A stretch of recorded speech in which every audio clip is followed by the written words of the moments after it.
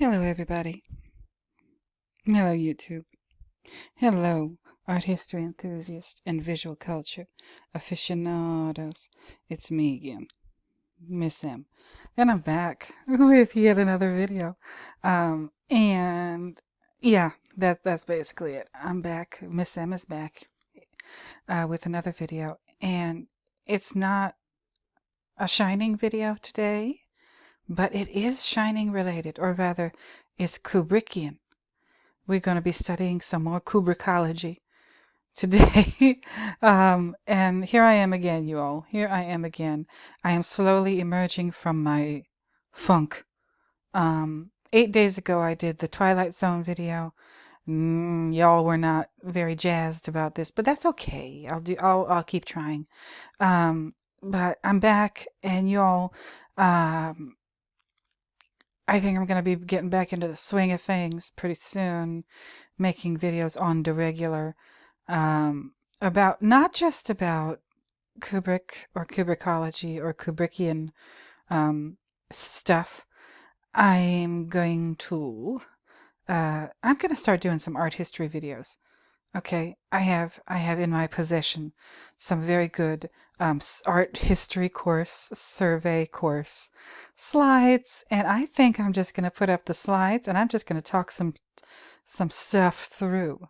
Okay, and it's not going to be formal, but it's going to be my way, and we're going to do it. We're going to have fun, hopefully. I think that's my next big project. I've got a couple on the cooker. Okay, I've got a couple on the cooker. Still gonna do, don't worry, Boxy, I'm gonna get to it. Understanding the Shining part 18 pretty soon. And I'm gonna be working on something that's really big for me as far as my research and my stuff that I'm doing. I'm gonna try and figure out Stanley Kubrick's Napoleon. The movie that he never made, but he really wanted to, and I think his friend, not Stanley, no, Steven Spielberg, who I think Kubrick was kind of his mentor in a way, is continuing his mentor's work with what he's doing with the Napoleon movie or miniseries or whatever it's going to be. That should be interesting. But I'm going to talk about a whole bunch of stuff. And in order to talk about that, I need to do, what do people say? I had to tell you that story so I could tell you this one. First I have to tell you that story before I can tell you the Napoleon story. In my opinion, the way I think it went. And I need to cover all of Stanley Kubrick's movies before I can even say a word about, well, not a word, but before I can really get into what I think is going on or was going on with the unrealized Napoleon project of Stanley Kubrick's. Now, before I get into it, okay, let me do my church announcements, and I'm going to shout out a couple of good people, my good internet friends. But let me do the church announcements. So, returning viewers, thank you for returning. New viewers, thank you for being new. Subscribers, all 680 of you, thank you so much for subscribing. I appreciate it like you wouldn't believe.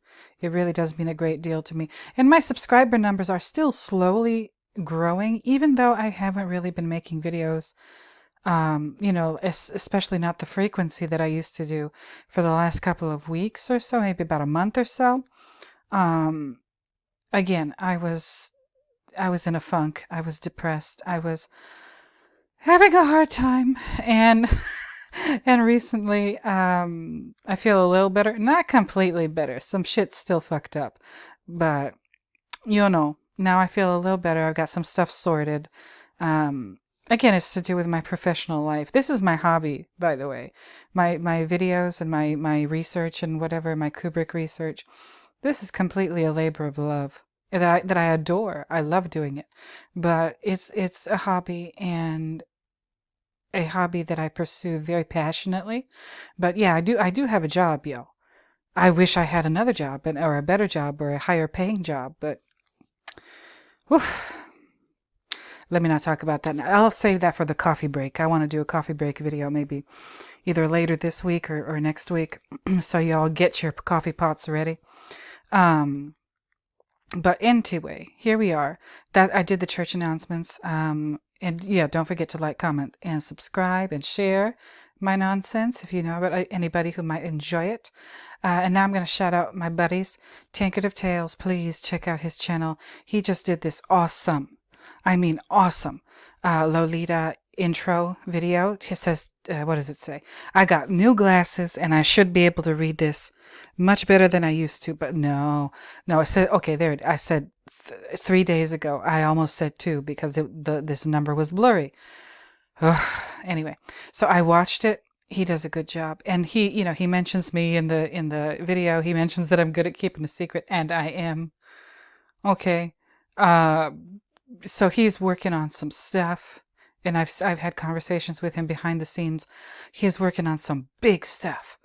He's working on some big, awesome stuff that I'm not going to tell you about because it's not my place to tell me about it. But I know I have a really good idea of what he's working on and a really good idea of where he's taking his ideas regarding Lolita. And he inspired me. Okay, he does these videos called Shining Inspirations, and he's inspired me. I watched Lolita. Was it yesterday or the night before last night? I don't know. I finally watched it. Yeah, finally, because I was afraid of that movie because it was like a creepy movie. I thought it was a creepy movie, and I watched it. Thanks to Tankard, Rich. I don't know if I should call you Rich or Rick or whatever his name is here, but oh my goodness, he's gonna take this to the mountain. And I'm not even going to give you one little whisper of what he's working on, but I am going to do. This is what we're doing the video about today. Thanks to Tankard, Rick. I'm going to do my Lolita reaction video. Okay, you guys. I'm going to be talking about Lolita again. Today I'm just going to be doing a reaction video and showing you little things here and there. Or just talking about it. They're not going to get me with the copyright strike. No. But I'm going to show you, or just kind of talk it through a little bit. Again, Rick is working on, or Rich, or just Richard, is working on what he's working on. And I'm not going to talk about that, but I'm going to talk about it in my way. Okay, not Rick's way, my way. I'm going to talk about it as it relates to my overall thesis of what I'm working on with regard to my I'll call it my Napoleon thesis or my Napoleon hypothesis, whatever. And Stanley Kubrick, we were talking. Me and Richard were talking about it. I think I don't know exactly whether or not Richard agrees with me, but Lolita is like right up there with The Shining as far as the quality of what Stanley did and what messages he was trying to convey in Lolita. Oh my goodness. It fits into what I think Stanley was trying to do in all of his movies, but especially a certain set of movies. And again, this is related to the Napoleon thing. Okay, so please, for the love of God, go to Tankard of Tales' channel and watch all of his videos like twice. But of course, I'm especially pointing you over to or sending you over to watch the Lolita video. He's working on some good stuff, deep dark stuff, I will say, but it's worth it. He's doing something big, so check it out. And like I said, leave him a like, subscribe to his channel, watch it twice, watch it 3 times. It's good. Okay, and then also Gershom. I said I would shout out your store, and I forgot to do it in my Twilight Zone video, but that's okay. I've been going through a lot, but here you are. Here's Gershom's t-shirt and apparel and what have you store on WWARPPD. I'll leave the link in the description. He's got everything here. He's got t-shirts, hoodies, stickers. I don't know what this. Oh, welcome mat. Oh, this is good. This is good. A welcome mat. A phone case, another hoodie, um, a notebook. Ooh, a notebook. It looks like a coffee mug. Hello. I love coffee. Is this a shower curtain? Oh, for God's sake. I love it all. A long sleeve tee. Oh, yes. Especially if, it's going to be fall pretty soon. What else we got here? Pullover hoodie, premium pullover hoodie, crew neck. Yes. Yes. Oh, look at this. Oh, you got legal stuff. Oh, defendant, actus reus, um, tortfeasor. Oh, come on now. Excited Dio. Yes, we love Dio. Slayer. Oh, Slayer. Oh, for gosh sake, look at that. A defendants, warped your neck. Oh, somebody likes Wu-Tang. Hello, skis. Protect your neck. Is that a legal term, Gershom?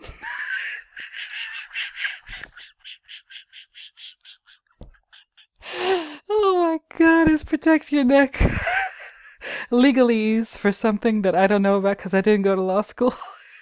Black Acre Wrap. Oh my goodness. And you've got the Slayer mug is too cute. Jurisprudence. Oh my God. Slayer, another t-shirt. Torts R Us. Well. Oh my goodness. Clockwork. Hello. Stare decisis. Solo practitioner. Ipsakong. Okay, I don't know what that is, but it looks cute. And slander is when you say it. Oh my God. I love this one. Slander is when you say it because there's a difference between libel and slander is when you say it. Hello, and he was saying, oh, this is the Shining related ones are up here, of course. Confirmed Ghost Story and Horror Film Addict, and It's Okay. He saw it on television. Those are classic lines from the movie, especially those of us who are, Shining aficionados, shiners, as I like to call us. I love them all. I really do. They're so cute. So the legal ones and the protect your neck one is especially cute, and the Dio one and all this. Oh my goodness, so freaking cute. So go over to this store, y'all, and get as much stuff as you can. Get a shower curtain. Yes. Do that. I don't have a shower curtain rod. I have a sliding door, but Oh, and you have a tote. Oh my goodness. Okay, so anyway, go check out Gershom's store. I'm sure you'll find something cute. If it's not for you, then you might have a loved one, or whoever in your life that you might want to get one of these for. Welcome mat, hoodie, tee, a sticker, you name it. He's got it here. So go check it out. So anyway, I've shouted out my friends, Tankard, also known as Richard, and WWARPPD, Warped. Yes, go to Gershom Store. Both of these will be in the description. And I'm back, y'all. I'm back. Who's back? Miss M is back. So today, what are we going to talk about? Like I told you, we're going to talk about Lolita and James Mason's speech and accent in this movie are absolutely to die for. But I found the book too, and I'll put this in the description if you want to read it online from archive, right? Lolita by Vladimir Nabokov. Okay? And it's 300, this copy here. Where in the world is this from? I don't know, but it's 316 pages long. Let me see how small the letters are. Oh, there's that famous foreword. Okay, and Richard turned me on to a movie. Not a movie. I did it again. A video about a writing teacher talking about the foreword, just the foreword of Lolita. Very good stuff. I might link that in this one or maybe a later video that I do about... Okay, so the letters are not that small, but my goodness, this... I haven't read the book, no. I've looked at the Schmoop page, but I haven't read the book. Richard has read the book and watched the movie. I've just watched the movie. So I'm just reacting to the movie. And I can't show you every single last frame of this like I would do with The Shining, but I will try. I will do my best to talk about it. So I will like super duper hyper analyze the very first thing we see in the movie, or one of the very first things, and then the very last. Not the very, okay, am I exaggerating? Possibly. But it's not like the very, very first or the very, very last. I'm going to make this a little bit smaller just so I can open and close it at will in this video box that I've got here. You can see up here, it says screenshot. Yes, of course, it's a screenshot. But this, we start the movie off inside of the Peter Sellers' character, one of the characters. He plays in this movie Claire Quilty's mansion, okay? And we end the movie in Claire Quilty's mansion. And chances are, if you are a Shining aficionado, okay, if you're a Shiner like me, chances are you've probably already seen this movie, okay? And you're at least aware of it, all right? And here is... should I show you? I thought I had a copy that I could move back and forth on, with this, freaking thing. I might have to be pausing a little bit. No, I don't want to see her foot. Damn it. But, okay, this not being cooperative. Of course it's not. Anyway, okay, cool. So I'll start here, right? So we see the opening credits. We see, the names of the people who worked on the movie, and yes, Lolita's foot, and somebody, probably Humbert, painting her toenails. And it's just a gross, for me personally, I don't know about y'all, for me, just like that whole thing is just a gross image. Like, there's just so much wrong with that. I don't even know where to begin. But then we go from that, the opening sequence, which Stanley chose that image for a reason, the foot. He knew what he was doing. He's Stanley Kubrick. Of course he knows what he's doing. And then we go from that into this foggy image of, we find out later, Humbert driving towards Claire Quilty's mansion in order to, I guess, confront him. Okay? And the story, maybe I should just like go to Wikipedia and read you the plot, because like it would take me forever and too long. Like I already have a thing for doing long videos. I'm not about to try to explain the video as we go. Hold on, let me pause. Hold on. All right, I'm back. So here's the Wikipedia page. Yes, I'll put this in the description. The Wikipedia page for the movie, not the novel, by Vladimir Nabokov. No, this is the Wikipedia page just for the movie. It says Lolita, 1962 film. Okay, it says a black comedy psychological drama. It says right here, Lolita is a 1962 black comedy psychological drama film directed by Stanley Kubrick, based on the eponymous 1955 novel by Vladimir Nabokov, who is also credited with writing the screenplay. This is important. I know you don't understand or realize maybe why that's important, what I just read, that Vladimir Nabokov is also credited with writing the screenplay, but it's extremely important because there's a division. I'm giving you little hints and clues as to what I'm working on with regard to the Napoleon, or I'll just call him Naps. Okay. Napoleon Naps Bonaparte. There's pre-naps and post-naps. Okay? And as you can see, I'll call pre-naps, like, the division of time, like the Jesus and post-Jesus, BC and AD. Now they call it now they call it CE and BCE as a substitute. They think that's more like politically correct or culturally correct than BC and AD. It's still the same thing. They just gave it a different name. Now, BC is before the BCE. Sorry, BCE is what they now call, what they used to call BC. BCE is before the Common Era, and CE is what they used to call AD, Anno Domini. Anno Domini. Hello, shout out to Anno Domini. But Anno Domini is what Anno Domini means the year of our Lord. Okay, if you've ever attended a Catholic Mass, the year of our Lord, Anno Domini, and they no longer call it AD. Now it's called CE, the Common Era. So, after the year of our Lord is the Common Era. Really? Oh, but never. That was a tangent. That I don't even know where that came from. But for me, it's pre-naps and post-naps. Okay, before naps and after naps. And for me, the way I'm setting up the chronology, as far as I'm concerned, of Kubrick movies, Lolita is firmly in the pre-naps area.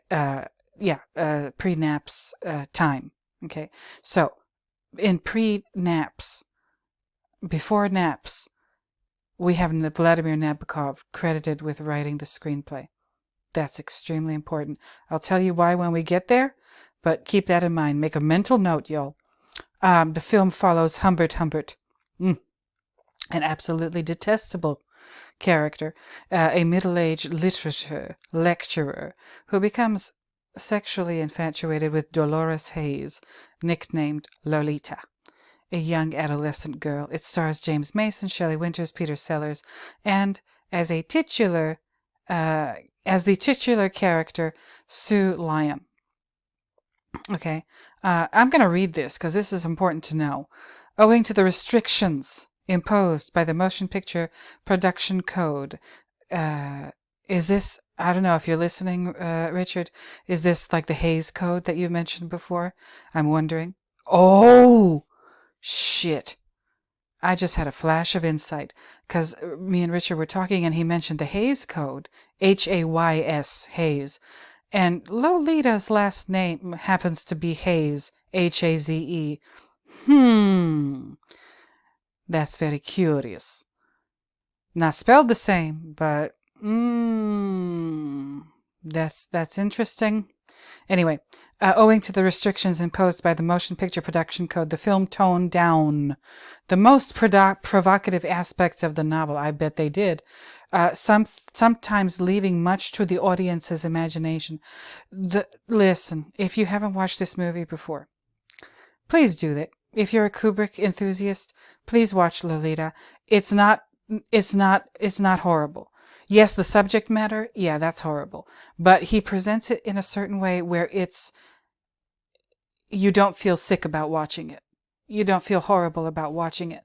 And the wordplay that our Stanley engages in, probably with the help of Mr. Nabokov, because, he was there with him. Like there's stuff I'm sure that went right over my head, and then there's stuff that didn't go right over my head. My good. So they were probably trying to get around this production code, but it makes it even better. I don't know how they did that, but they did it. Sometimes leaving much to the audience's imagination. Not really. But whatever. The actress who played Lolita, Sue Lyon, was 14 at the time of filming, whereas Lolita of Nabokov's novel is 12 years old when Humbert first meets her. They had to do that for the code. The production code, Hays, is that the Hays Code? Let me just look. Yep, Hays, Hays. Okay, you can look at that in your own time, but that's what Richard was talking about with me, Tankard. I guess I'm going to call him, Richard now. But we were talking about that, and this is interesting. This is really interesting. Lolita polarized contemporary critics for its depictions of child sexual abuse. It doesn't depict that, but it lets you know. Okay, Stanley lets you know what is a goings on. between Humbert Humbert and Lolita. Um, mm, this is a difficult movie to talk about, let me tell you.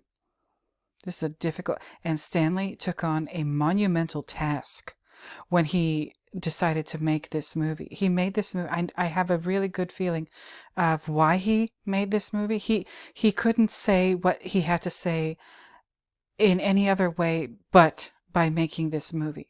And what he said was so important to humankind, in my opinion, that he had to do it this way with this, yes, this kind of subject matter. Vladimir Nabokov, too, like they were working together on this one.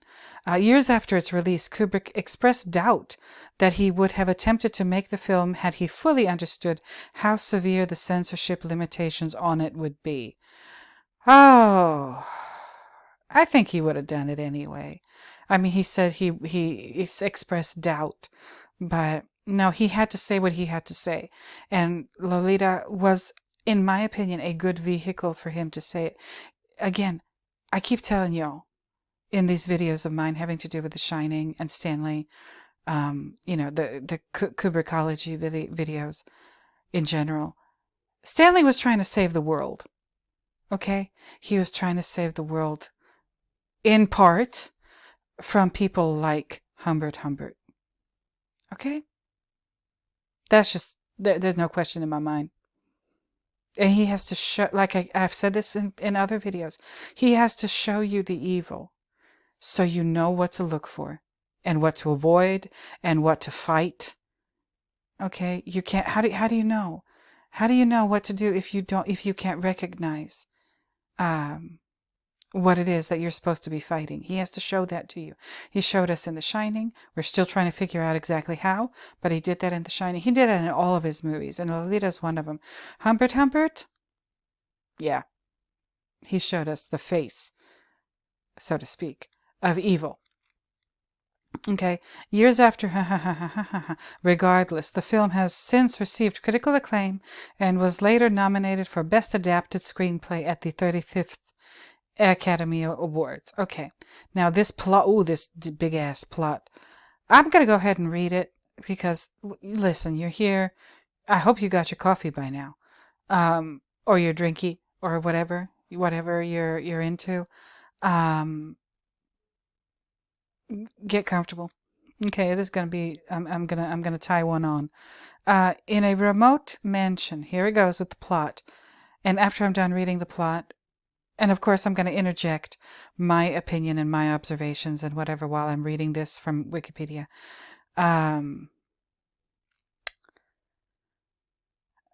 But yeah, get something to drink, for goodness sake, and kick back.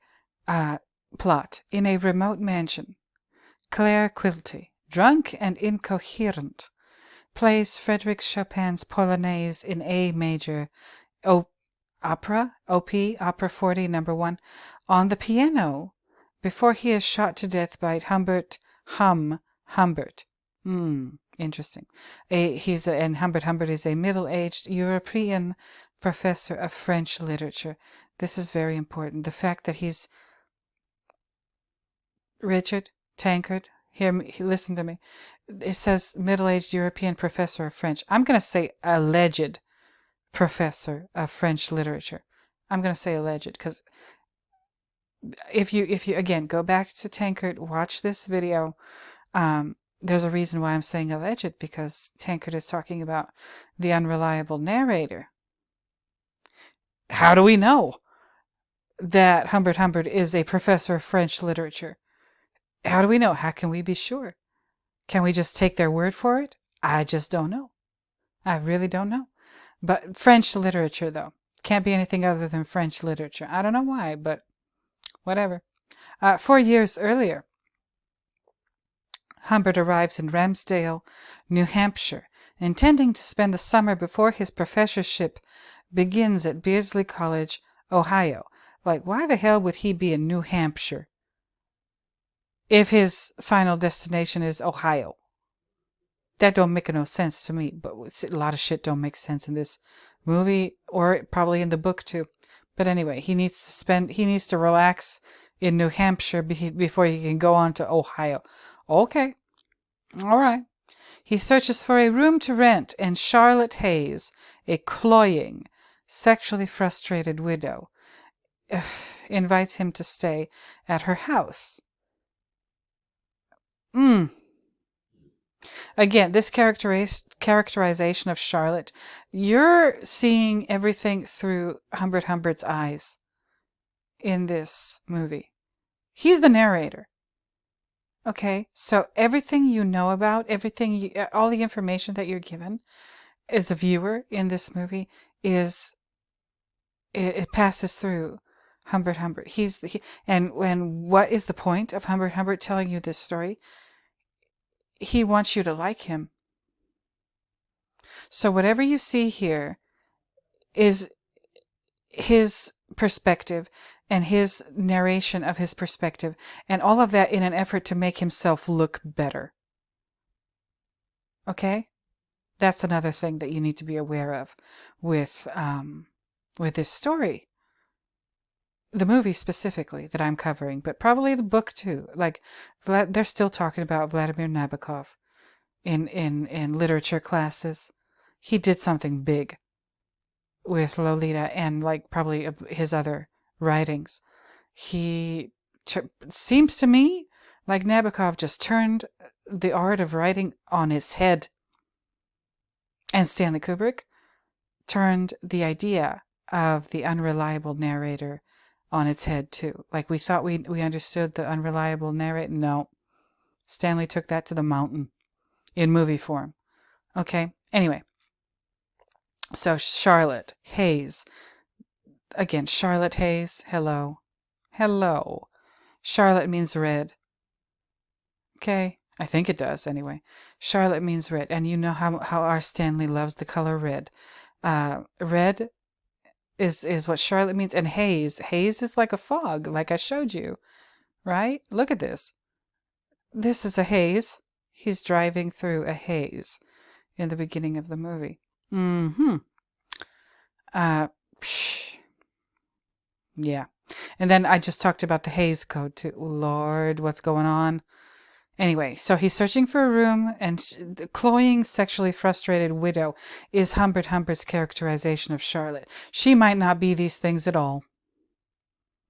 Okay? But she invites him. No, she doesn't really invite him. He's looking for a place to stay. And I think, if I'm not mistaken, I just watched this movie the other day. Somebody recommends, he's looking at different houses, boarding houses, whatever, to stay in. And I think somebody recommends her house. And she invites him because, yeah, she's renting out a room. And that's another thing. Richard, hope you're listening. Like, if he's like this big time professor or whatever, why the hell can't he just get an apartment somewhere? Huh? Why does he need to stay at in somebody's house, in their spare bedroom? Maybe stuff was different in the 40s and 50s than it is now, but that's still, he sounds like he's on the run. That's what that sounds like to me, trying to find a boarding house to stay in. He sounds like I won't say much more, but it sounds like he's trying to hide from something or someone. That's just my opinion. That's what it looks like to me. And we barely got through the second paragraph of this plot. Anyway, invites him to stay at her house. Okay, whatever. He declines until seeing her 14-year-old daughter, Dolores, affectionately nicknamed Lolita, with whom he becomes infatuated. Okay. So I said Charlotte means red. I think Dolores, I don't speak Spanish. And if you speak Spanish, viewers, listeners, help me out. I know the word dolor in Spanish means pain. Okay. So is the name, the lady's name Dolores, does that mean pain? Help me. Tell me. Ano, do you speak Spanish? Help me. I know you speak Portuguese. So help me out. So dolor is pain. So is Dolores, does it mean, a beautiful feminine name for pain? And Charlotte is a French name, yeah, but I think is Charlotte, I'm pretty sure it means like is the French version of the word scarlet in English, and scarlet means red. So here we go with the red. Red haze, painful haze. If dolor means pain, like what's going on? What's going on? And her affectionately nicknamed Lolita. Okay. To be close to Lolita. This is where it gets gross. To be close to Lolita, Humbert accepts Charlotte's offer and becomes a lodger in the Hayes house. Her offer. No, he's looking for a room, but whatever. He becomes a lodger in the Hayes household.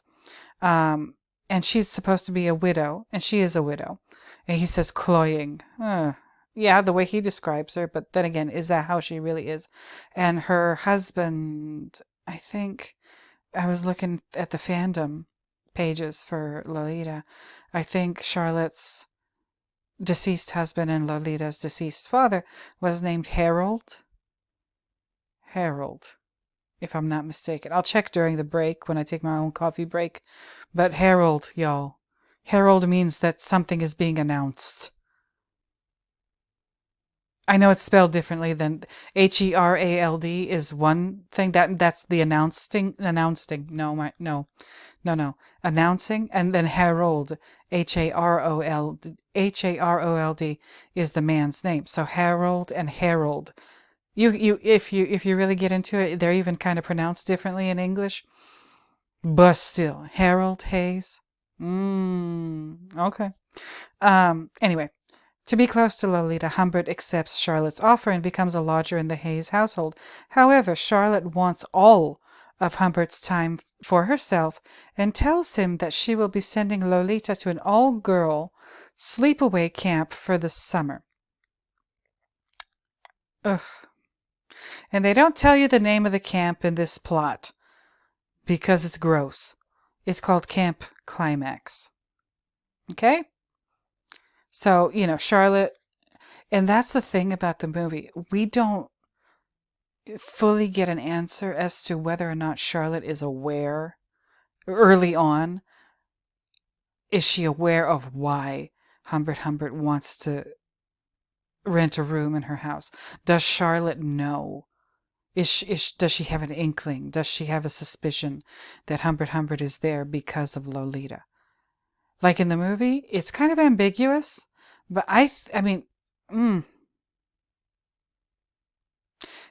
it seems to me, my opinion at this point right now, is that Charlotte is aware, but she can't really maybe admit it to herself. And then at the same time, she feels, again, this is how it's presented in the movie. She's aware, possibly she can't really admit it to herself. And at the same time, feels like she's in competition with her daughter. It's really sick and twisted.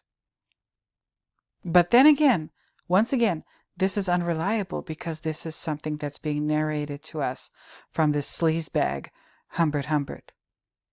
Okay? What the hell? Anyway, so she sends Lolita away, and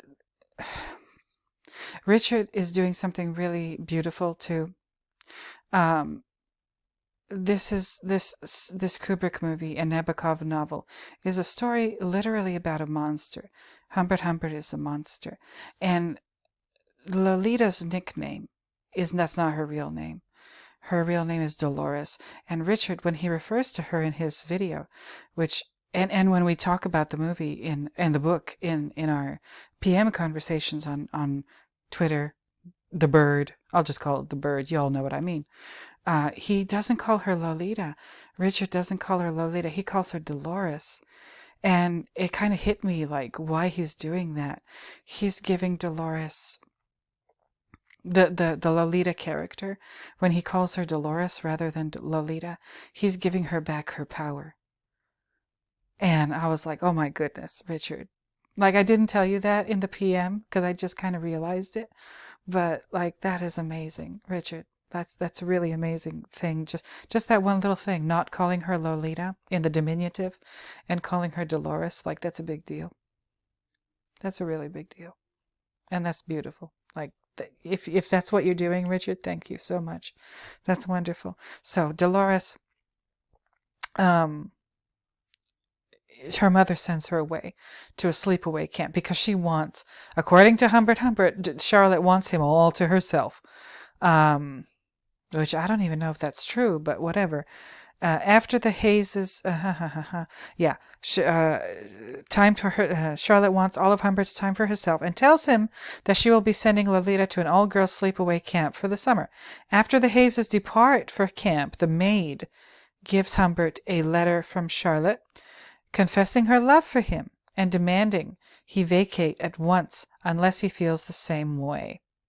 The letter says that if Humbert is still in the house when she returns, Charlotte will know her love is requited, and he must marry her. Though he roars with laughter, and this scene, the way that James Mason does this scene, oh, he deserves an award for that. That was like pure evil. He's pure evil. And the way he does this scene, oh, I don't know if you've ever seen anything like this in your life. Though he roars with laughter while reading the sadly heartfelt, yet characteristically overblown letter, Humbert marries Charlotte. We don't see them, by the way, in the movie. I don't know about the book, but in the movie we do not see the wedding ceremony. And I'm going to have to check out Charlotte's fingers after this scene to see, like after Dolores goes to camp. I'm going to have to keep a good eye on Charlotte's left hand and her ring finger to see if there's a wedding ring. Richard. I didn't even notice that when I was watching because I was watching it for the first time. So, like, what do I know? But now I'm going to watch it again, and I'm going to keep an eye out for Charlotte's wedding ring finger. Anyway, so Charlotte is a complicated character, by the way. Again, what we know about her, we know because it's what Humbert is telling us. And he's unreliable, just like, again, Tancred is saying in his video. Humbert is unreliable. So can we really trust his description of Charlotte? I don't know. But when you're watching the movie, pay special attention to the interiors of the Hayes house. Especially Charlotte's bedroom. There's a picture of her husband, and I'll show it to you when we finally get over here. Okay. There's a picture of her dead husband, and above, like a hutch where she keeps an urn filled with his ashes, and behind the urn is like a miniature altarpiece with a picture of, I think, the Virgin Mary and Jesus, and it's really interesting. And Stanley knows what he's doing. And in this letter that they talk about in this paragraph, Charlotte tells Humbert that she went to church and asked God what to do about her attraction to him. And God told her to write that letter. And I'm like, what the hell? What in the world? And again, I don't know whether or not I can trust that because Humbert is the one telling us. So, I don't know. Let me keep it moving. I think I'm going to have to take a break pretty soon because this is too much. Anyway, so he marries Charlotte, allegedly. This is what we're led to believe in the story. Okay, things turn sour for the couple in the absence of the child. Glum Humbert becomes more withdrawn, and Charlotte grows increasingly unfulfilled and upset. Charlotte discovers Humbert's diary entries detailing his passion for Lolita and describing Charlotte as obnoxious and brainless. In an outburst, she runs outside but is hit by a car and dies.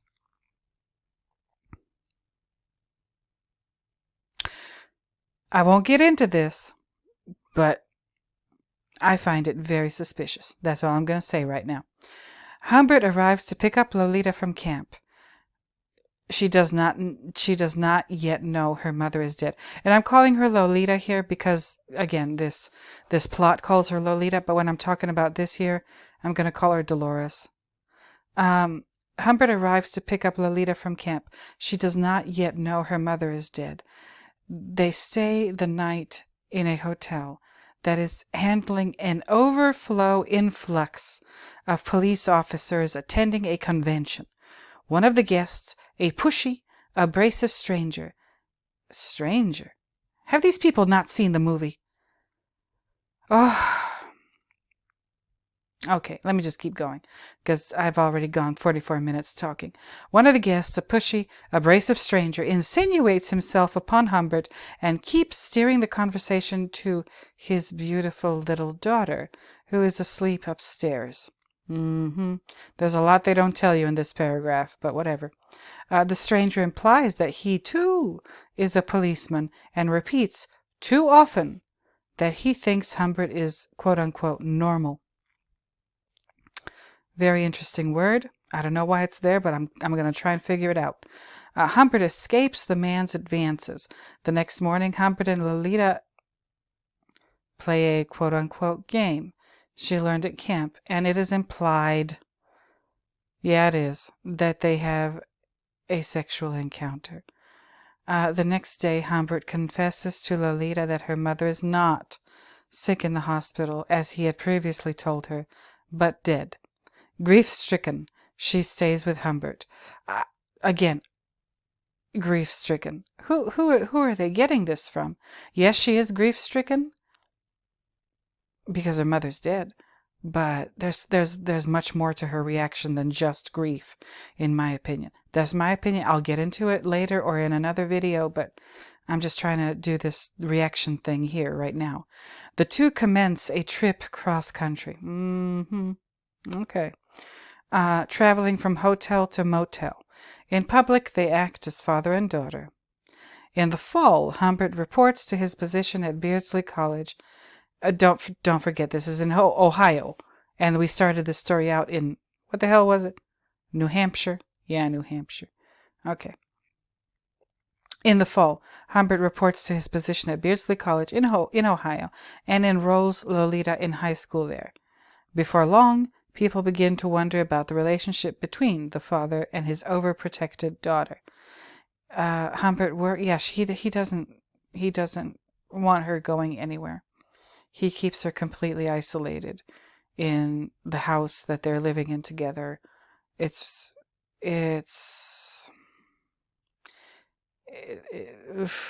creepy. It's disturbing. It's weird. Humbert worries about her involvement with the school play and with male castmates.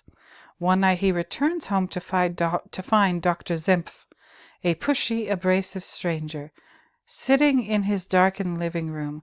Zempf, speaking with a thick German accent, claims to be the psychologist from Lolita's school and wants to discuss her knowledge of the facts of life. Really weird. Doesn't make sense, but, whatever. He convinces Humbert to allow Lolita to participate in the school play, for which she had been selected to play the leading role. While attending a performance of the play, Humbert learns that Lolita has been lying about how she was spending her Saturday afternoons when she claimed to be at piano practice. They get into a row, and Humbert decides to leave Beardsley College and takes Lolita on the road again. Look at this. That don't make no sense. If he's like contracted to teach for the fall semester at this college, how the hell does he just pick up and leave? I'm starting to wonder whether or not he's even really like I said in the beginning. Where did I say? I said European professor of French literature. I said allegedly. I added the word allegedly because I don't know if I believe that. I really don't. Anyway, it says here, they get into a row, and Humbert decides to leave Beardsley College. He decides to leave. Really? Something ain't right. Something doesn't make sense to me here, but whatever. And take Lolita on the road again. Okay. That's not suspicious at all. Oh my God. Lolita objects at first, but suddenly changes her mind and seems very enthusiastic. Once on the road, Humbert realizes they are being followed by a mysterious car that never drops away but never quite catches up.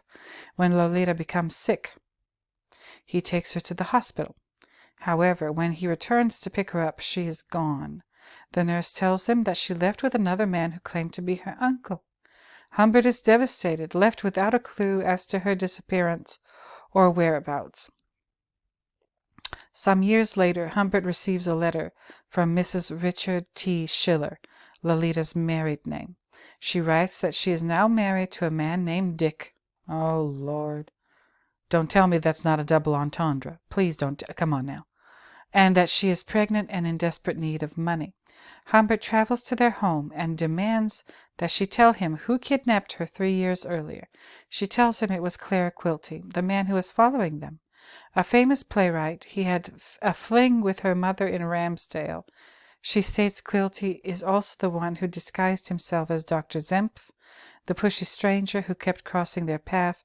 Lolita admits she was infatuated by Quilty and also carried on an affair with him at Beardsley, then left the hospital with him when he promised her a Hollywood contract. However, he then demanded she join his bohemian lifestyle, including acting in his quote-unquote art films, which she refused. Humbert begs Lolita to leave Schiller and come away with him. She refuses, reminding him that she has a baby due in 3 months, but apologizes for cheating. Oh, Lord. Ay, ay, ay. Humbert gives Lolita $13,000, explaining it is her money from the sale of her mother's house. He leaves to confront Quilty in his mansion. Inner titles explain that Humbert died of coronary thrombosis, awaiting trial for Quilty's murder. Okay, I have several issues with this plot and the way it's presented in the movie. Now, Stanley did an amazing job. Oh, no, I'm not criticizing Stanley. Stanley did great. But just like with The Shining, I don't believe that what we're seeing is what's really going on. Or what we're being told by the author, the storyteller. Now, whether that's Kubrick or Nabokov, it kind of doesn't matter at this point. They work together on this. But what we're being told is not what's really going on. I don't know if we should take the narrator, Humbert's word for it. We should not. He's as Richard tells us in his awesome video, he's completely unreliable. Completely unreliable. Don't trust him. He's a nasty, slimy piece of shit. Okay? He's a deep, dark, cavernous asshole. Humbert is. All right? So you don't trust him. You don't trust what he has to say. Because his goal is to make himself look good. He's a monster who's trying... I mean, Stanley basically shows us, yeah, he's a monster. And not just a monster, but kind of like, what kind of monster? And he's... whatever he says, everything he tells you, he's trying to make himself look like not a monster.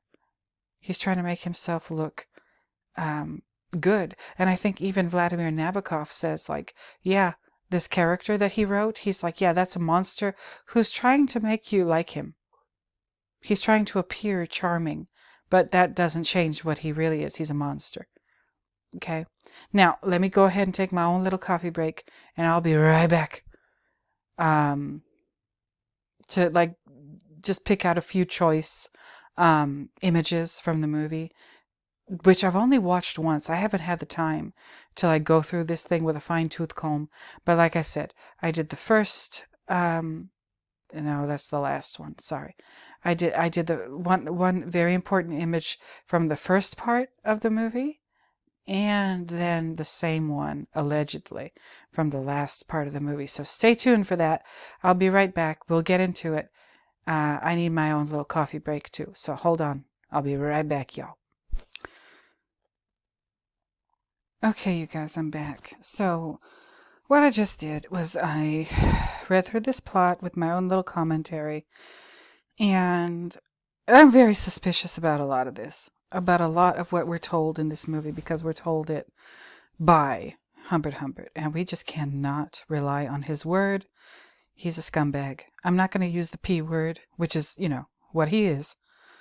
Because, again, YouTube will find any reason to, like, give you problems, and I'm not going to give them the chance. But he's the P word. We know what that word is, okay? I'll just call him a pervert and a sleazebag and whatever. Okay, you know what I mean.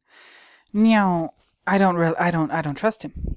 I don't trust anything he says because everything, I think I said this already, but everything he says, he's trying to make himself look like the victim in this whole situation, which he is not. He is not the victim. He is the perpetrator. He is the criminal. He is the villain. Okay, but let me get over here. Okay, so we start this movie off, and he's driving. Humbert is driving through a haze. Okay, okay, and this is what I wanted to show you really, really, really quickly. He drives through this haze, and you see all those trees, and it's foggy. But I use the word Hayes because Charlotte and Dolores's last name is Hayes, and that's extremely important. The Hayes, whatever that really is extremely important to this movie. Like the word play with the word Hayes, Haze, Hays for the Hayes Code, whatever, is very important, and he's driving through it to get to Claire Quilty's mansion. And I wanted to show you this really quick. I hope they don't give me a copyright strike for that shit right there. But look at this car. Look at it. Okay, this is the car he's driving. It's like, you know, an old-fashioned, old-timey station wagon. Y'all, you can go back to my videos on the subject. I mean, it's one of my very, very early ones. But my Understanding the Shining series, look how far back I have to scroll. Anyway, where's the thing? Here it is. This is the intro video. This is part 1. So, when Jack Torrance in The Shining is driving towards the Overlook Hotel, and he's driving up that mountain road, he passes an ambulance, or at least I assume it's an ambulance. Maybe I haven't looked at the movie for a long time or thought about it really in depth for a while because I've been going through my own stuff lately. Like I said, I haven't been myself. I haven't been myself like since April, but especially since like June, July, I've been a mess. But this car looks almost, to me, almost exactly like the white station wagon that Jack Torrance passes in his Volkswagen Beetle, his yellow Volkswagen Beetle, when he's on his way to the Overlook Hotel. Y'all let me know whether or not you agree about that. I don't know. You just let me know. And all these trees, again with the trees. I believe, let me just like cut to the chase right now.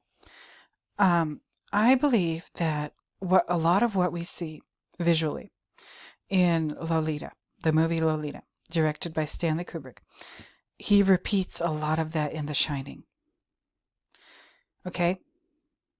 Because there is a theme that is a common thread that goes through all of Stanley Kubrick's movies. Doesn't matter which one it is. Does not matter which one it is.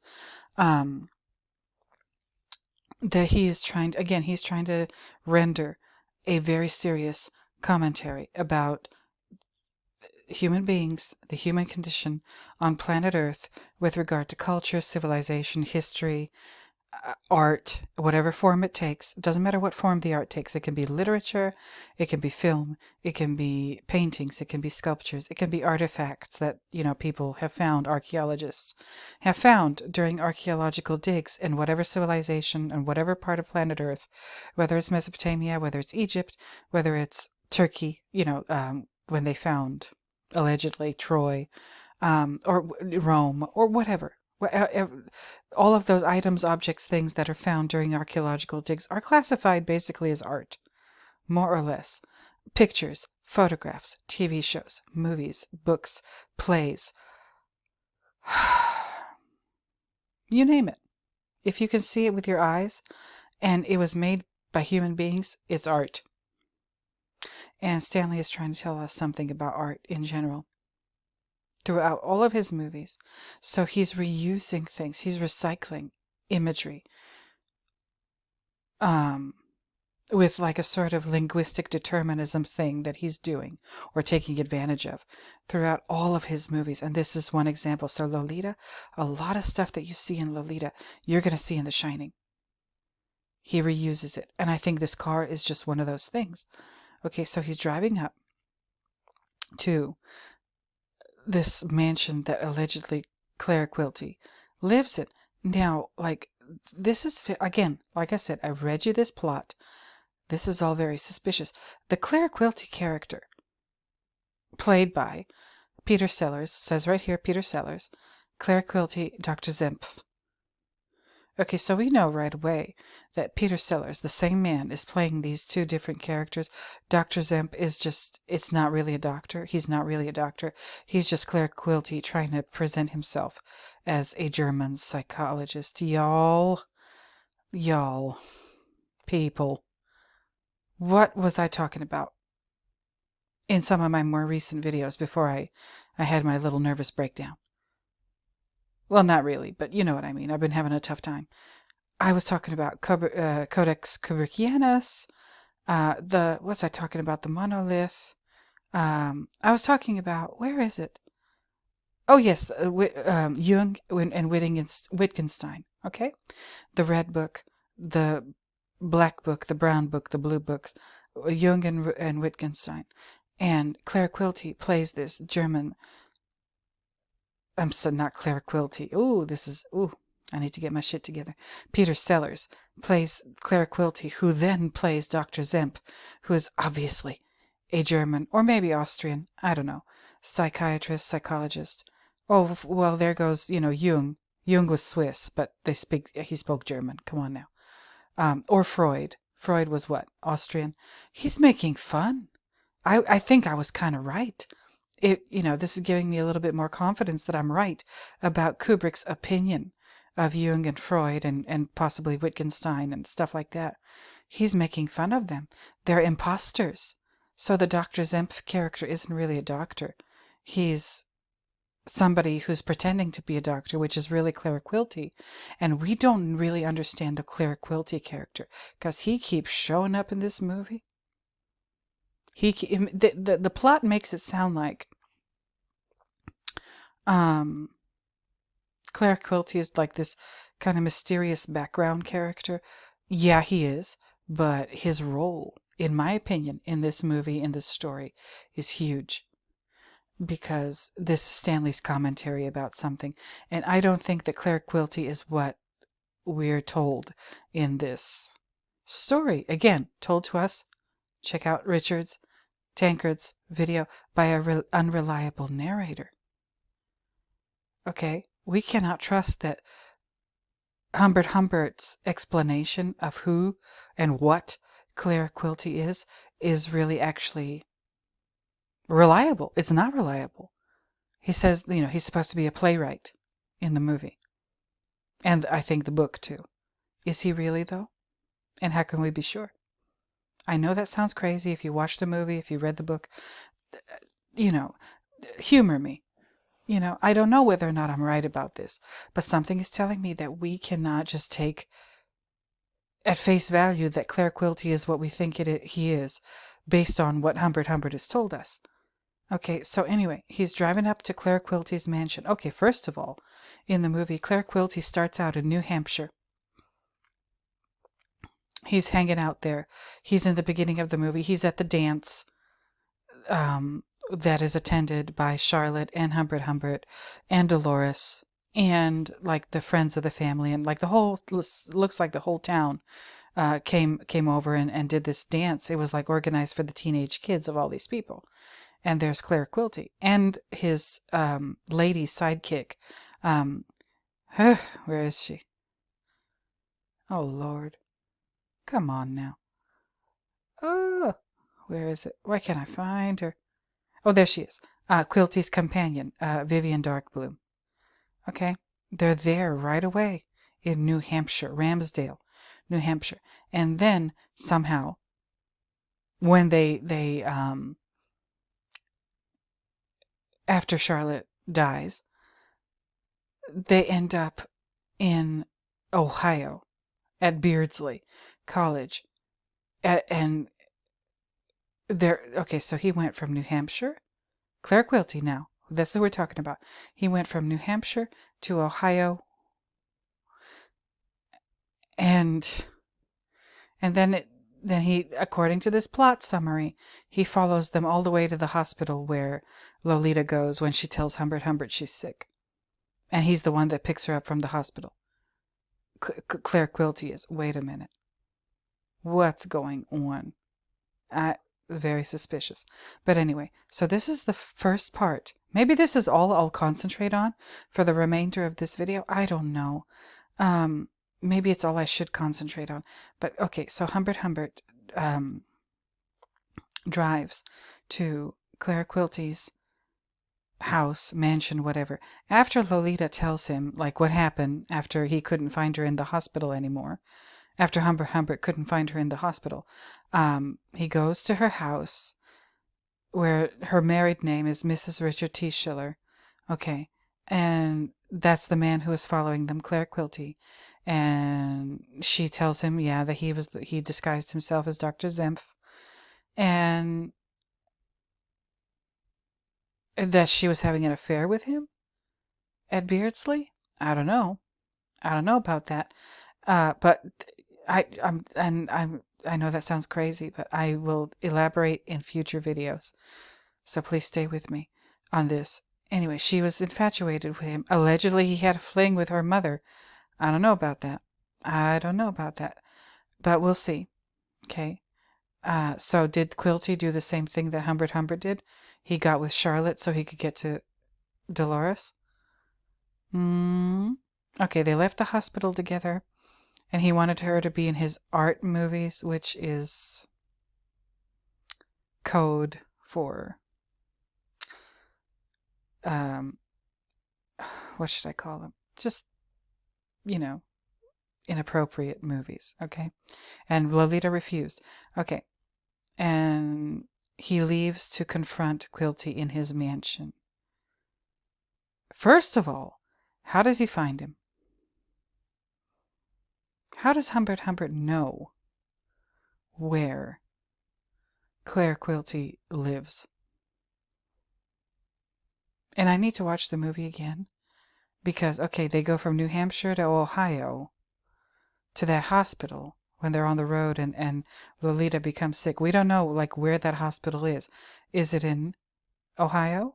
Because in the movie, what Humbert Humbert says is his intention is to take Lolita to Mexico.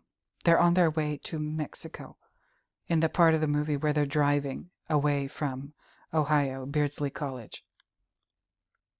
So, is he a fugitive? I mean, he's taken her across state lines, and his intent is to take her to Mexico. And for some reason, Claire Quilty is following them. And Dolores runs away with Claire Quilty, and Humbert Humbert doesn't know, like, what happened. Okay, whatever. Like, and in this part of the movie where, like, Dolores gets married and her new name is Richard T. Schiller, like, okay, or Mrs. Richard T. Schiller, like, where is she living at that part of the movie? Do they tell us? I don't know. I'll have to watch the movie again and do a little research. But does Dolores tell him where Quilty is living in his mansion? Is he living close to Lolita? What state is this in? Is it New Hampshire? Is it Ohio?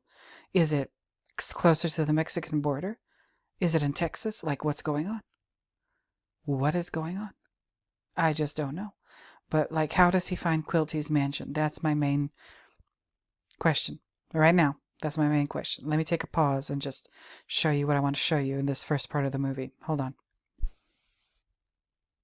Okay, so again, this is a better shot of the car. I'm trying not to get a copyright strike. That's why I'm pausing. Doesn't this look like to you, especially from overhead, the top of it, the car that Jack passes on his way to the Overlook Hotel? I don't know. Y'all let me know. But let me pause one more time. Okay, this is what I wanted you to see in this first part of the movie, which, again, this is supposed to be Claire Quilty's mansion. Okay? How and why he has this mansion, wherever the hell it happens to be, New Hampshire, Ohio, some other state, closer to Mexico, I don't know. But it has like this fortress wall around it. And the building itself that you see here, like kind of in the center between these trees, it looks like a fortress itself. It looks like a castle. It looks like maybe like a very old-timey, like medieval military outpost. Weird. Why does it look like that? And if Claire Quilty is who we've been told he is, by Humbert Humbert, Humbert Humbert is the one who tells us about Claire Quilty. Like, what the hell is he doing living in a mansion, fortress, castle, whatever the hell is it? What is he doing living in a place like this? It seems very remote.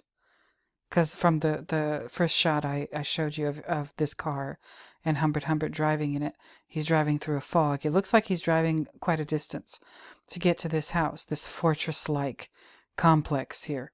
Like, what's going on? What is going on? Okay, he's driving towards the thing, right? And I want to show you something, so hold on. Okay, so this, what I'm about to show you, this is especially for Tankard. Richard, please watch this closely. I don't know if you noticed this when you were watching the movie. Maybe you watch movies like I do, like you're quote unquote watching the movie while doing something else. That's what I do all the time. But I still caught this in the beginning of the movie. Okay. He's driven to this place, Quilty's mansion. Like I said, it looks like a medieval fortress, but whatever. And bear in mind, this movie is in black and white, so it's not going to be as easy to spot stuff as it is in a movie like The Shining, which is shot in color film. Okay, so hold on. Let me show you this. And I don't think I'll get a copyright strike because it's so quick, but please pay attention. I will try to pause it, red ball it if you will, at just the right time. Now, I'm going to hit the play button. Watch closely. I'm going to actually hit the play button and hit the off button. Just, it's going to be a little bumpy, but pay attention. Okay, here. Now we're fading from this shot. We're fading into the interior of this house through the entrance, through the front door. And what you're about to see might surprise you, might disturb you, might get you to a point where you just don't know what to think.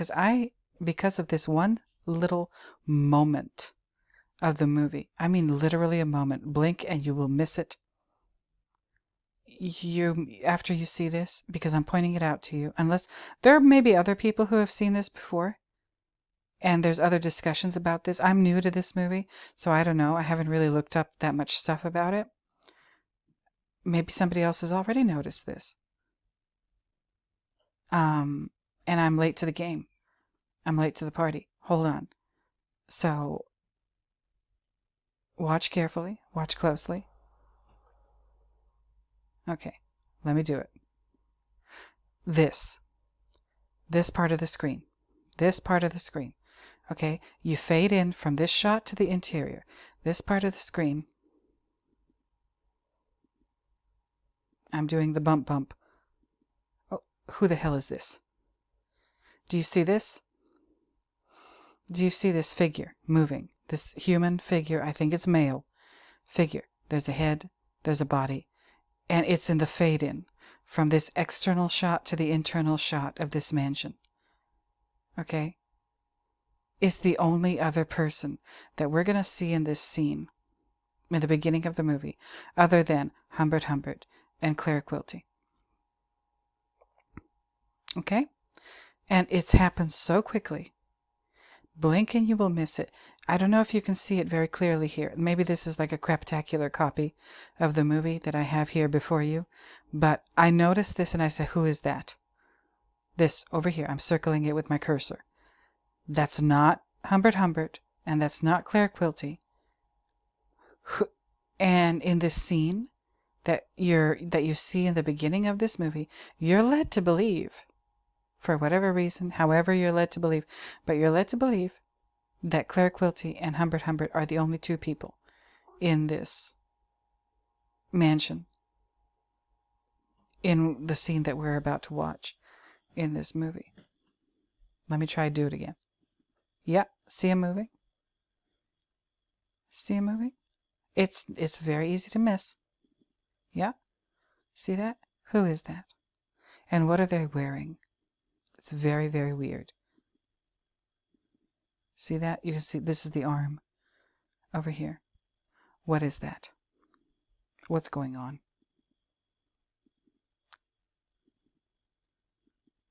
Okay, let me try to do that again.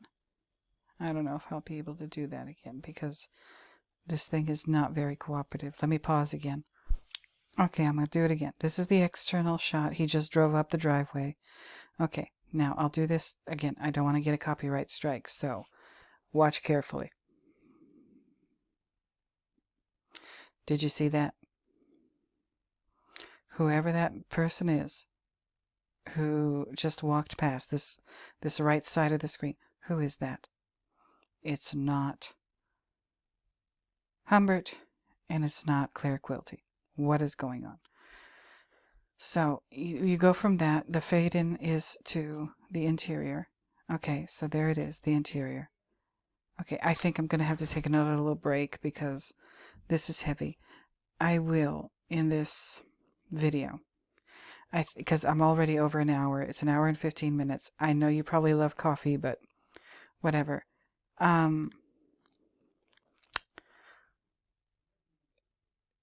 Stanley bookended this movie with this shot of the entrance into the mansion, the alleged mansion, where Claire Quilty is hanging out at. I don't know if he lives there or whatever.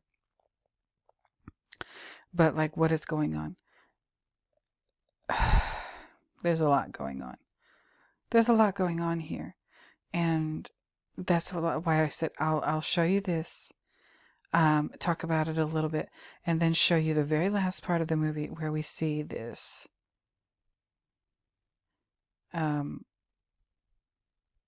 mansion again. Okay? Basically the same thing, or we're led to believe we're seeing this, what we're seeing in the beginning of the movie. We're led to believe that we're seeing the very same thing, the very same entrance, and Humbert Humbert walking in from over here. We're led to believe we're seeing the same thing in the beginning of the movie and the end of the movie.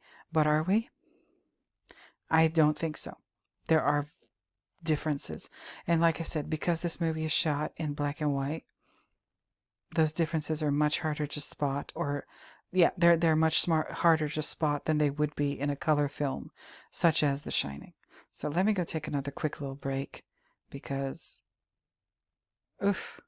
there's so much going on here. Stanley is trying to teach us something. Stanley's trying to teach us something about monsters and how they're made. I might talk about that a little bit too. If this ends up being a 2-hour video, I'm not going to apologize because you should know that about me by now. But, you know, I can't pretend to not be crazy. You already know. Okay, cat's out of the bag. So, so let me take another coffee break, and I'll be back in a minute to talk. And I promise this will be the last thing. I'll talk about this, and the same thing at the end of the movie, and I'll show you like 2 clips from like around the center, and that's all I'll talk about. I'm going to talk about this again in other videos. Oh, trust and believe that I will, because Stanley has something he needs us to know. He's trying to let us know something. So hold on. Okay, guys, I'm back. So let me talk about this real quick. This is the beginning of the movie. Claire, no, not Claire. Humbert Humbert has arrived at Claire Quilty's mansion, as it's called in the plot, in the plot summary on Wikipedia. So he's arrived at Claire Quilty's mansion. So this is where he lives, right? Again, where is this? Is it New Hampshire? Is it Ohio? My geography skills are not very good. Is New Hampshire, like, how far away is Ohio from New Hampshire? I know New Hampshire is in New England, Is Ohio New England? I doubt it, but never mind. Anyway, or is this just not in Ohio at all? Is this somewhere more south? Because like I said, they were on their way to Mexico. Okay, so anyway, he walks into this. Look at this place. We see bottles. Okay, liquor. Looks like there's been a party going on, but not really, because this place isn't really equipped for a party. There's no tables, no chairs, nowhere to sit. And the chairs that we do see, and I think this is a sculpture here, are covered in sheets. Just like in this one at the top of the stairs, these mysterious stairs. We don't know what's up here. We just see more art on the walls, more paintings. We see a sculpture, statue. We see these boxes, and I cannot make out what it says on this box. I hope I can one day. I'll get a better copy of the movie.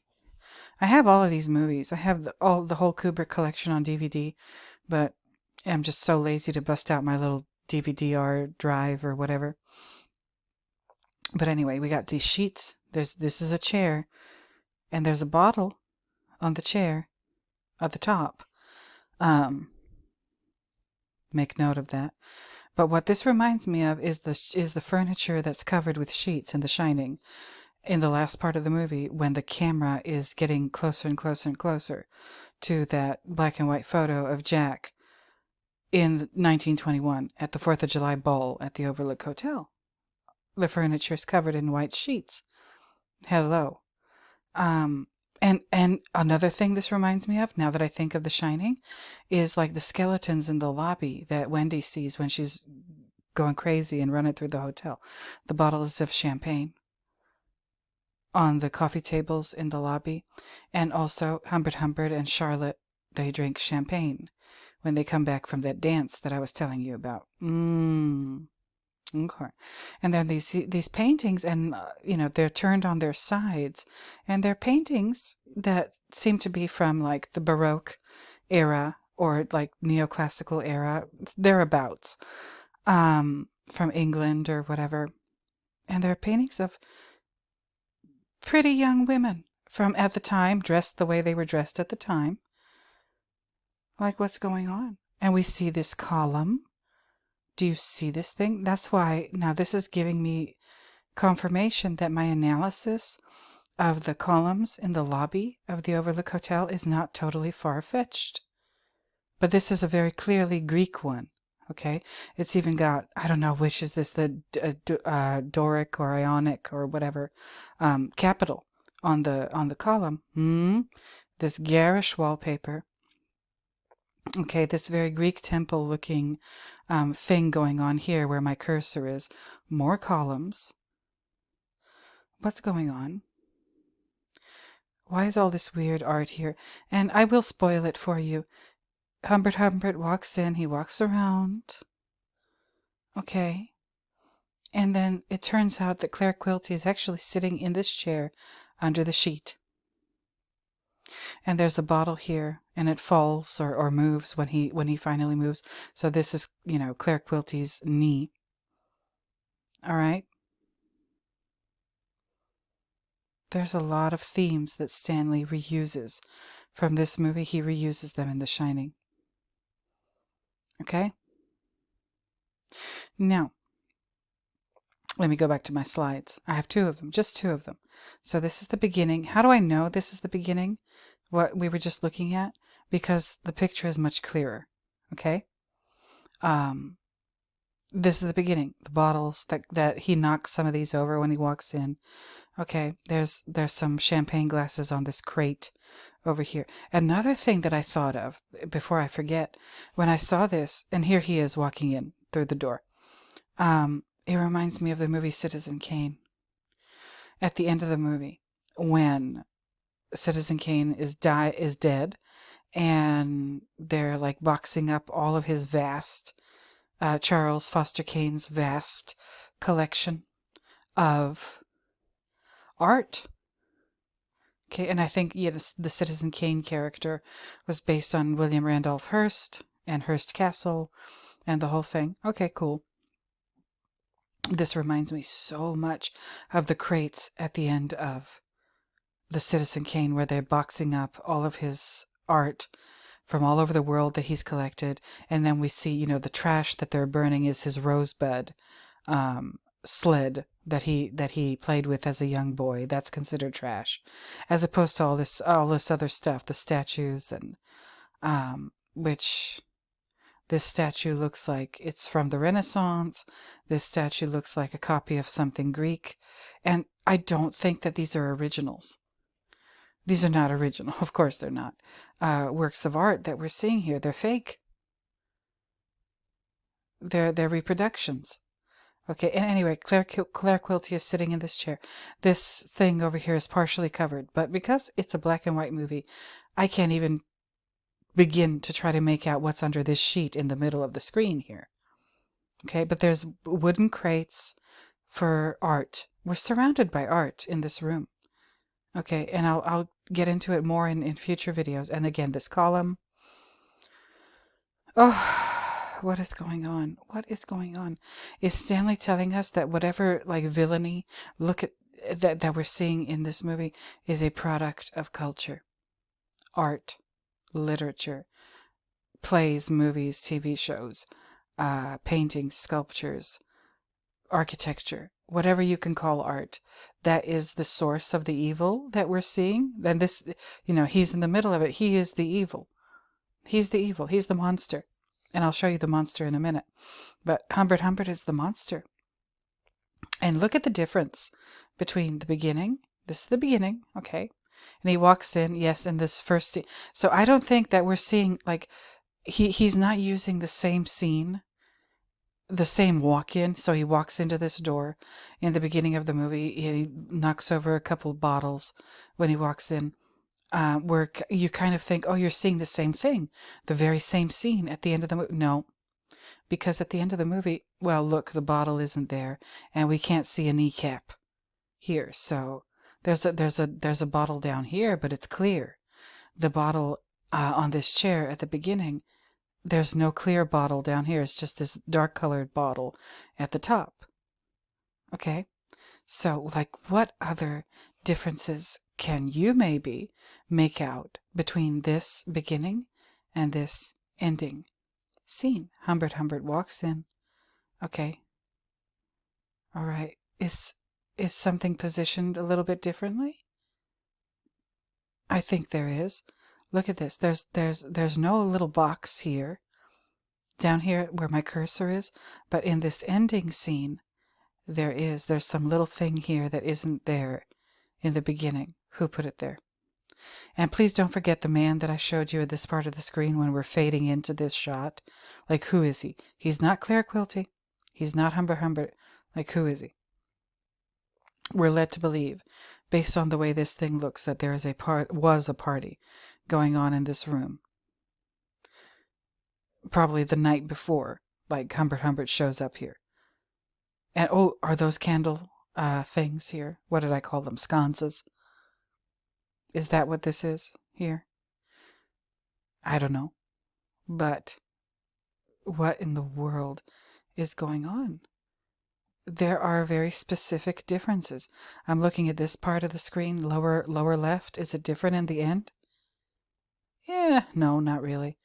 You know, this here on top of this crate, is there a difference between the beginning and the end? No, not really. There's these bottles over here in the background. Is it different in the end of the movie? No, not really. Just very small things that are different. Like I said, this one little thing down here, the bottle here. So is Claire Quilty... we find out in the beginning of the movie that Claire Quilty is sitting here under this sheet on this chair. And there's that bottle at the top. This at the end, we can't see a knee sticking out. It doesn't look like there's a person under here, but there's this clear bottle here. What's going on? What the hell is going on? I need to like really, really stare at this to see if I can notice any other differences. Oh, this is the kind of thing that like makes me crazy. Because I want to know, I want to see what in the world is going on. Oh, and notice the meander pattern on the floor. Lord, they went all out. for this room that represents culture and art. Okay? They went all out. I'm gonna cover this in future videos. I've already taken up a lot of your time, so hold on. Let me show you a couple more things. Before I let you go. Hold on. Let me pause to find it. Okay, everybody, I'm back. So, I want to show you this. I was looking for this. I wanted to show it to you. This is, that famous image of Dolores in the backyard, reading a magazine, wearing a bikini, and this is what makes Humbert decide to stay and take the room in Charlotte's house. Okay? Now, this is right before he moves in. This is where he makes a decision to move in. And in this scene, like this, he when he sees her, he says, "Oh yeah, no, I'll take the room." And Charlotte asks him, like, "What made you decide? What convinced you to stay here?" She says, "Was it my garden?" And this is her garden area behind the house. And he says, "Well, no, it was," and she talks about how she likes to bake, and she likes to bake cherry pies. Okay. And Humbert says, "Oh no, it wasn't the garden. It was your cherry pie." And then we get the camera turns to Lolita, Dolores. And what I was talking about with Twin Peaks, check out my videos where I was talking about Twin Peaks. And I realized pretty early on in my Twin Peaks analysis that when they say cherry pie in Twin Peaks, they mean women. Okay? And it's even more emphasized here. When he says cherry pie, he means Dolores. Okay?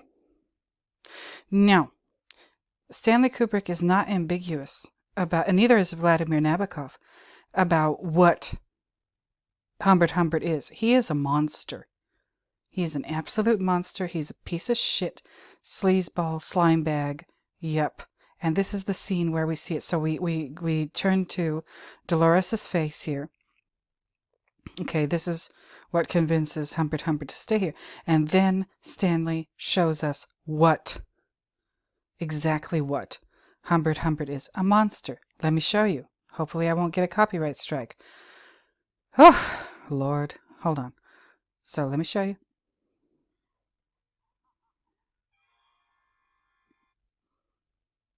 Okay. So there it is. So this is the scene where the three of them, after he moves in, Humbert, Dolores, and Charlotte are at the drive-in. One of my favorite bands at the drive-in. But they're at the drive-in, and right after you just saw Dolores' face, and then we go right over to here with Christopher Lee in this movie, and you see he looks like a terrible monster. Okay? And when I saw this, I thought, oh, he's playing a mummy. Christopher Lee is playing a mummy. Mummy kind of monster. So, whatever evil, I figured when I saw this, I thought it was a mummy. I thought Christopher Lee is a mummy. And whatever evil that Stanley is showing us in the character, using the character Humbert, it's a very ancient evil.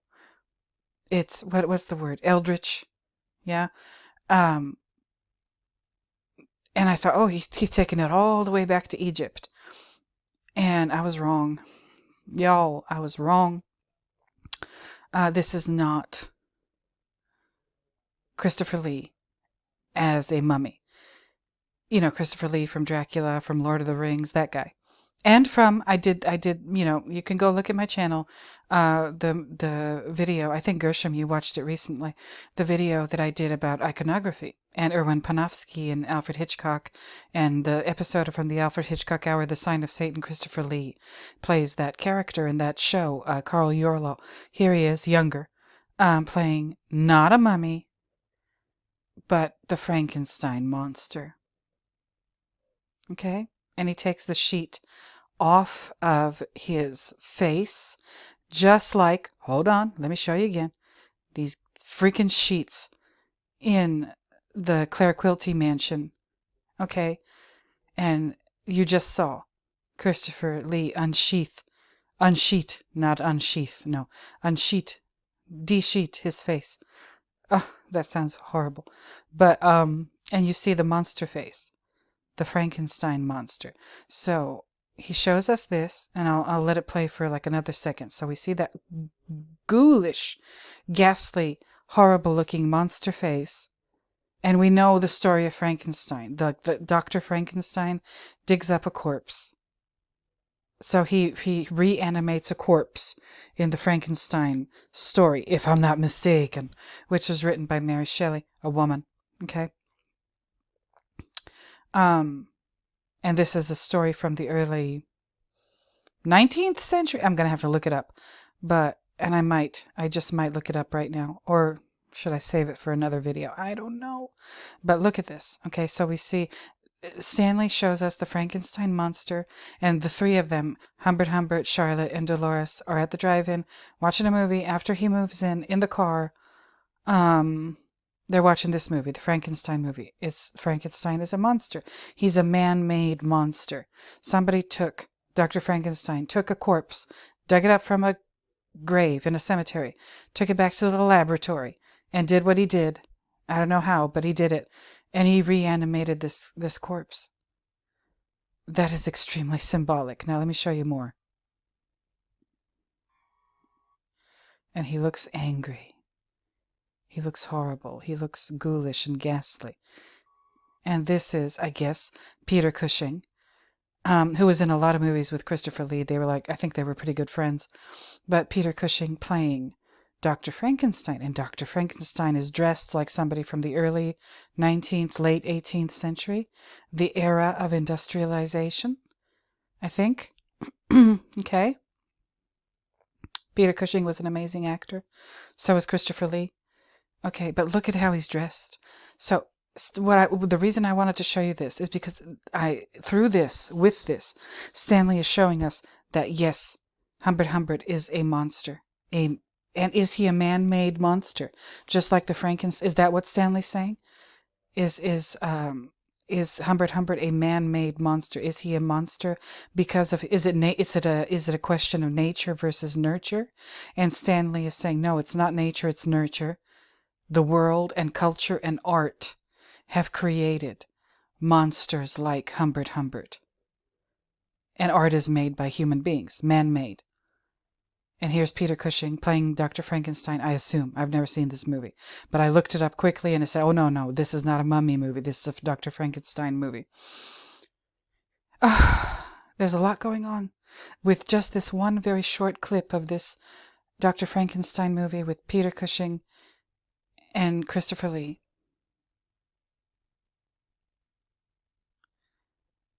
Oh, let me look it up really quick because I don't want to tell a lie. Hold on. Okay, I'm back, and I looked something up, and I'm glad I did because I assumed something. This movie that we're talking about, Lolita by Stanley Kubrick, was done, as it says here on the Wikipedia page, 1962. Okay, stay with me now. This is a little bit of film analysis. It's important. If you're one of my regulars, please listen to me. This is important. Lolita, 1962, Stanley Kubrick movie. The novel was released in 1955. Okay, and I'm looking at the plot. Okay, it's 1955. All right, and we're dealing with. It tells us the plot. I'm not going to read this because I don't have time now. I've taken up enough of your time already.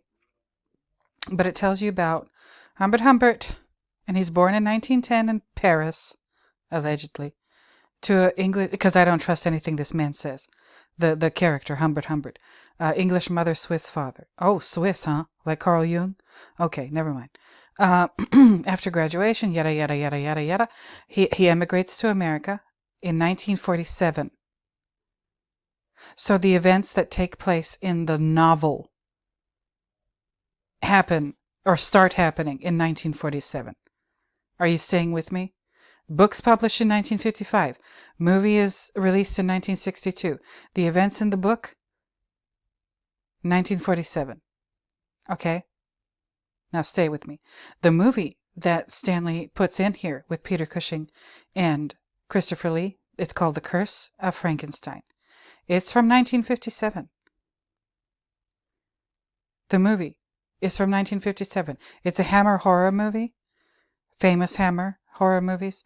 The Curse of Frankenstein, 1957 British horror film by Hammer Film Productions, loosely based on the 1818. Okay, so I knew it. Like early, no, not early. What am I saying?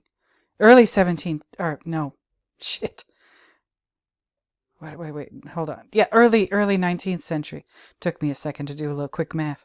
Early 19th century novel Frankenstein or The Modern Prometheus by Mary Shelley. Again, man-made monster. All right. It was Hammer's first color horror film, but it's being shown to us in black and white in this black and white movie by Stanley Kubrick, Lolita. Okay. It was the Hammer's first color horror film and the first of their Frankenstein series. Its worldwide success led to several sequels, and it was also followed by new versions of Dracula 1958 and The Mummy 1959, establishing Hammer horror as a distinctive brand of Gothic cinema. I mean, that's important, but never mind all that right now. The movie was released in 1957. Lolita was released in 1955. So there's no way that they're watching a contemporary movie. I mean, because of the fashions in the movie, you can very easily conclude that what we're seeing in the movie takes place in the late 50s, early 60s. The movie's released in 1962. But in the novel, the stuff starts happening in 1947. Okay? Wait a minute.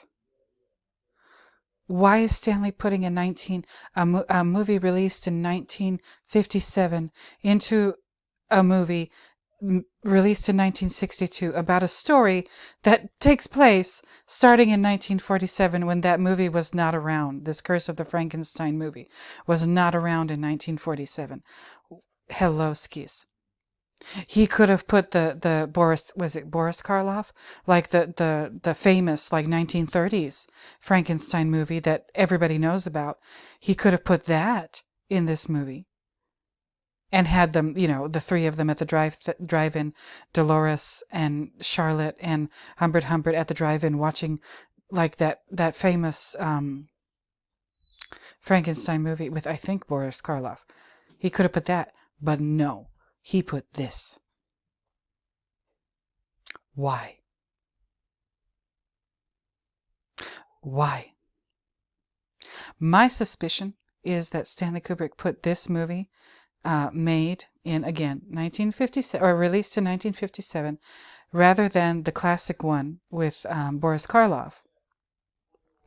Because this movie is obviously truer to the historical time period in which the novel was written, 1818, and you can tell that right away by Peter Cushing's costume. His costume and his hairdo. This looks much more like it's from 1818 than the Boris Karloff one does. And why is he doing that? Because he wants you, this very, very short clip of Christopher Lee removing the cloth from his face, showing his ghastly, horrific monster face, and then we go over to Peter Cushing's face and his costume, his early 19th century costume. Okay, this looks like it's from the early 19th century. Then when Mary Shelley wrote the story, the novel Frankenstein or The Modern Prometheus. Why? First of all, he's showing us that, through the Frankenstein, his hideous face, through the Frankenstein monster character, he's saying, he's comparing that to the Humbert character. I am convinced. And then he's making a point of using a movie from 57, but that is truer to the historical novel from 1818 with the costumes. He doesn't want it to be the 1930s thing, because those people in the 1930s movie look like they're from the 1930s. This costume looks more historically accurate.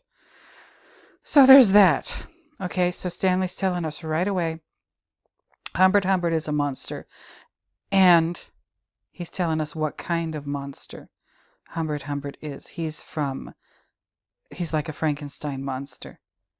Man-made monster made by this mad scientist in a laboratory from a dug-up corpse that's reanimated by something very modern, electricity. Okay? Electricity. Again, with Stanley's theme where he manipulates light or the idea of light. Electricity is a form of light, now isn't it? Y'all, I didn't know I was going to get this deep. I thought I was just going to do a reaction to the movie. I'm on, oh my God, an hour and 45 minutes. Jesus Christ. Okay, so there's that. I'm going to talk about this more in the future. I want to show you one more thing. One more thing. I talked about Charlotte's bedroom and the urn with her husband's ashes. And let me show you that. Hold on. Okay, this is the last thing I want to show you in this video. This is the part where she's showing him the house. And, this is the part of her bedroom where we see the photograph of the late Mr. Hayes. Harold. I think in the fandom I find out that his name is Harold. Okay, there's his face. And then underneath, she's created kind of an ofrenda. Okay, there's this picture, and there's this little altarpiece looking thing with this very Byzantine looking Virgin Mary and baby Jesus, and Humbert has in his hand, this is the urn containing Charlotte's dead husband's ashes. Okay, and it's right in front of this little altarpiece thing, looking thing, with the Virgin Mary. Why is this important? Well, I'll talk about Charlotte's age in another video, but obviously, if this was Mr. Hayes when he was alive, he looks a lot older than she looks here. And when he died, Dolores was about 7 years old. We'll get into Charlotte's age at another time, but the Virgin Mary. I think I've mentioned this in one of my other videos. I don't remember which one. It was a while ago. But in the story of the Virgin Mary and, the Annunciation and, her being impregnated by the Holy Spirit and then carrying baby Jesus and giving birth to him and the whole story. Okay. And her husband in that story is Joseph. And I think I talked about it in an Exorcist video because the Father Karras character in The Exorcist, he has a St. Joseph's medal around his neck that is snatched off of his neck, and that's how the Pazuzu demon can jump into him after the St. Joseph medal is snatched away. Well, St. Joseph is the patron saint of fathers because he was Mary's husband and I guess Jesus's stepfather. Okay, Jesus's biological father is God. So, in that whole story with Mary, Jesus, Joseph, the whole thing, or like people say, Jesus, Mary, and Joseph, right? That's like an exclamation. How old was Joseph when he married Mary? I think he was about 80. How old was Mary when she married Joseph? She was about 15.